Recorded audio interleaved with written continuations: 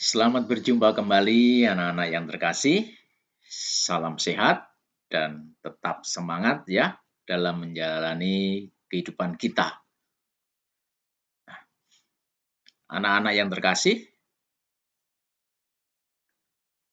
pada kesempatan hari ini kita akan bersama-sama untuk mempelajari tema yang berjudul Yesus Sang Pendoa. Nah, anak-anak yang terkasih, kita tahu bahwa sebagai orang beriman, siapapun dia pasti mengenal tentang doa. Nah, doa itu bukan hanya kegiatan mendaraskan rumusan hafalan belaka. Doa pertama-tama dan utama adalah pernyataan iman kita di hadapan Allah. Doa pada dasarnya adalah mengangkat hati, mengarahkan hati kepada Tuhan, menyatakan diri anak Allah, mengakui Allah sebagai Bapa. Doa adalah ibarat kata cinta seorang anak kepada bapaknya. Maka doa dapat timbul dari kesusahan hati, kemudian juga dari rasa gundah, kebingungan, tetapi juga dari kegembiraan jiwa yang menuju masa depan bahagia. Doa tidak membutuhkan banyak kata. Silahkan dilihat dalam Injil Matius bab 6 ayat 7. Tidak juga terikat pada waktu dan tempat tertentu. Nah, berdoa berarti secara jujur menyatakan isi hati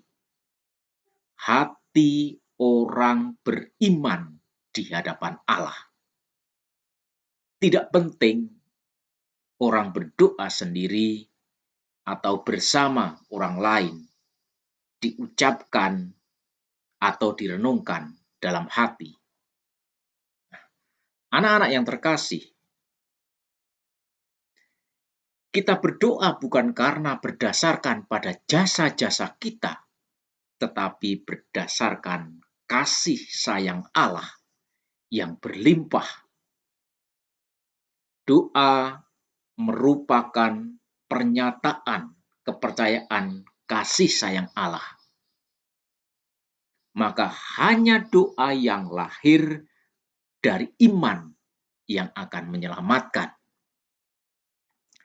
Yakobus bab 5 ayat 15. Nah, isi doa itu begitu luas. Maka tidak mengherankan bahwa orang menghadap Tuhan dengan aneka cara dan kata. Anak-anak yang terkasih, dalam berdoa, kita mengenal unsur pujian, syukur, dan permohonan. Pujian pertama-tama adalah mengungkapkan kekaguman, mengungkapkan kekaguman kita atas kemuliaan, keagungan Tuhan dalam hidup kita sehari-hari. Kekaguman kita bahwa Allah itu begitu besar, Allah begitu sempurna, Allah Sang Pencipta yang agung, Allah sebagai sumber asal dan tujuan hidup setiap umatnya. Kita kagum atas segala penyelenggaraan Allah terhadap alam semesta ini. Maka kita sudah sepantasnya untuk memuji, mengagungkan, meluhurkan nama Dia. Syukur pertama-tama adalah mengungkapkan kebaikan Tuhan atas hidup kita. Allah sungguh baik hati menyediakan sarana-sarana bagi hidup kita. Allah sungguh baik hati. Dia rela turun ke dunia, masuk dalam dimensi ruang dan waktu, merasakan suka duka hidup manusia. Solidaritasnya sungguh luar biasa, sehingga dia menganugerahkan putranya yang terkasih, Tuhan kita, Yesus Kristus. Kemudian unsur permohonan. Anak-anak yang terkasih, doa permohonan bukanlah minta-minta. Dalam permohonan diakui dan dinyatakan kelemahan dan kemiskinan manusia. Maka pertama-tama yang dimohon adalah pengampunan dan belas kasihan Tuhan, sebab dosa manusia merupakan sumber kemalangan yang terbesar. Tidak hanya itu, manusia atau kita sebagai orang beriman juga memohon kekuatan untuk menerima hidup seadanya, kekuatan untuk berjuang terus dalam menghadapi hidup di dunia ini, baik bagi dirinya sendiri maupun bagi orang lain. Berdoa bagi orang lain berarti kita mengambil bagian dalam perjuangan orang lain di hadapan Allah. Maka doa tidak pertama-tama memohon atau meminta pemenuhan atas kebutuhan kita, melainkan upaya kita menemukan kehendak Allah. Melalui doa, kita berkomunikasi dengan Allah untuk mendengarkan kehendak-Nya. Dengan demikian, bahwa yang utama sekali lagi bukan pemenuhan kebutuhan kita, melainkan supaya kita terus-menerus dapat hidup sesuai dengan kehendak Allah. Nah, anak-anak yang terkasih, dalam berdoa, Tuhan Yesus menjadi teladan kita. Pertanyaannya, mengapa Tuhan Yesus menjadi teladan dalam berdoa? Mari kita simak baik-baik penjelasan berikut ini ya anak-anak. Kenapa Tuhan Yesus menjadi suri teladan kita dalam berdoa? Pada umur 12 tahun, ia sudah berkata kepada Bunda Maria dan Yusuf bahwa ia harus berada di dalam rumah Bapaknya. Lukas bab 2 ayat 49. Hubungan dengan Allah Bapa, hubungan Tuhan Yesus dengan Allah sebagai Bapanya menentukan seluruh hidupnya dan terungkap dalam doa-doanya. Mari kita simak Injil Matius bab 11 ayat 25. Aku bersyukur kepadamu, Bapa, Tuhan langit dan bumi, bahwa semuanya itu Engkau sembunyikan dari orang bijak dan pandai, tetapi Engkau nyatakan kepada orang kecil. Betapapun sibuk, jadi sekali lagi, betapapun sibuk hidupnya dengan pewartaannya dan pelayanannya, ia selalu menemukan kesempatan untuk berdoa.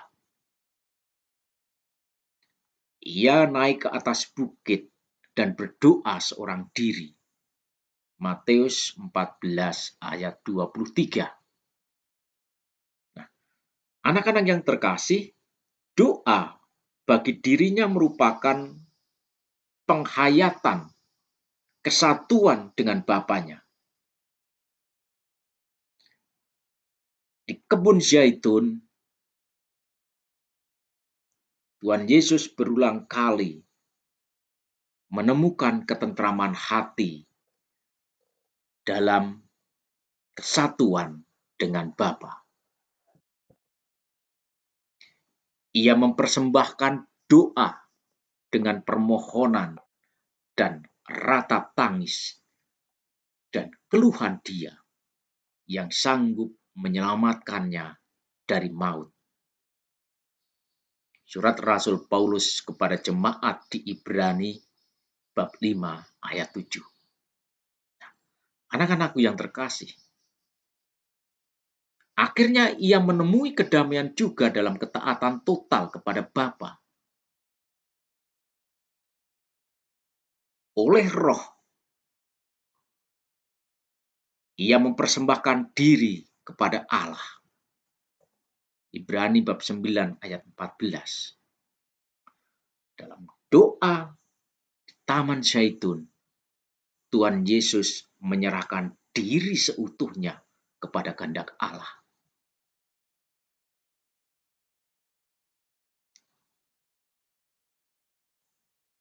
Tuhan Yesus menyatakan, biarlah semua itu terjadi karena kehendak Bapanya. Ya Bapa, jikalau mungkin, biarlah cawan ini berlalu daripadaku, tetapi bukan karena kehendakku, melainkan kehendak-Mu lah yang terjadi.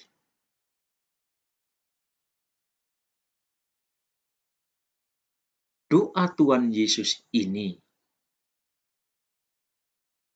juga sangat mirip dengan apa yang disampaikan oleh Bunda Maria ketika menerima pewartaan dari malaikat Gabriel.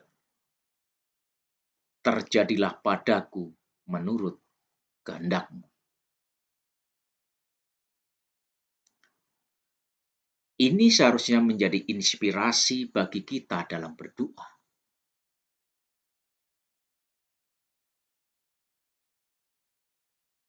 Doa kita harus tulus di hadapan Allah dengan segala kerendahan hati, bukan memaksa Tuhan untuk mengabulkan doa-doa kita, tetapi menyerahkan semuanya kepada Tuhan.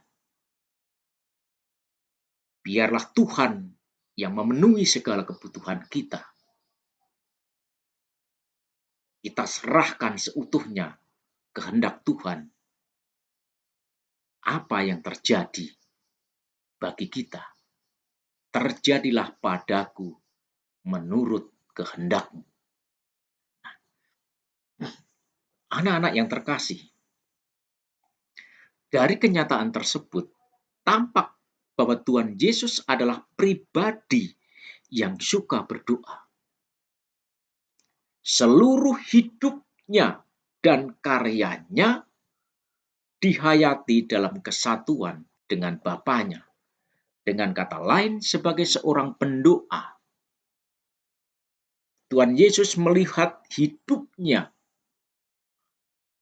adalah suatu doa yang dipersembahkan kepada Bapanya. Silahkan dibandingkan dengan Injil Lukas bab 11 ayat 1 sampai 13. Maka setiap saat Tuhan Yesus tidak lupa mencari tempat yang sunyi untuk berbicara dengan Bapanya. Setelah sepanjang hari Tuhan Yesus melakukan karya-karyanya, Dalam doanya, Tuhan Yesus selalu menyerahkan seluruh suka dukanya kepada Bapanya.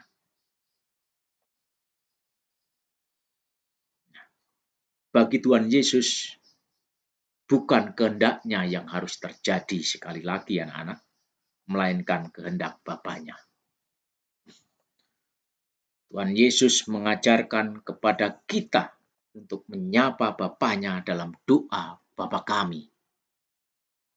Dalam doa tersebut Tuhan Yesus mengajarkan doa yang penuh dengan sikap penyerahan, cinta kasih, keadilan, dan pengampunan. Anak-anak yang terkasih, marilah kita meneladan Tuhan Yesus dalam kehidupan doa kita sehari-hari. Selalu mencari kesempatan untuk berdoa ketika kita bangun tidur. Kita buka dengan doa. Demikian juga di penghujung hari. Kita bersyukur atas penyelenggaraan Tuhan hari ini. Bahwa Tuhan sudah memberikan kita kesehatan, memberikan kita kehidupan, memberikan kita pengalaman-pengalaman dalam menjalani peziarahan hidup kita. Semua itu kita persembahkan kepada Tuhan dan mohon Tuhan melindungi istirahat malam kita. Dalam berdoa, jangan juga hanya melulu untuk berdoa bagi diri sendiri. Doakanlah untuk orang lain. Doakanlah untuk orang tua kalian, untuk kesehatannya, untuk perjuangannya dalam mencari nafkah bagi hidup kita, untuk suka dukanya dalam pekerjaan, suka dukanya dalam merawat keluarga kita, dalam mendampingi kita. Kita berdoa untuk orang tua kita. Kita berdoa untuk saudara-saudara kita, agar juga diberi kesehatan, kemudahan dalam menjalani hidup. Kita berdoa juga buat orang-orang yang mengalami ketidakadilan, mengalami penderitaan, mengalami musibah, mengalami bencana, agar mereka juga dikuatkan hatinya, diberi ketabahan, dan diberi kemudahan dalam keluar dari penderitaan, sehingga juga mengalami sukacita yang diwartakan oleh Tuhan. Anak-anak yang terkasih, mari dari hari ke hari kita senantiasa meningkatkan hidup kita dalam doa. Semoga pembelajaran hari ini bermanfaat bagi perkembangan iman kita dan pengabdian kita kepada Tuhan dan sesama. Jangan lupa untuk tetap bersyukur atas segala peristiwa hidup yang kita alami dalam peziarahan ini. Sekian, terima kasih. Tuhan memberkati kita. Salam.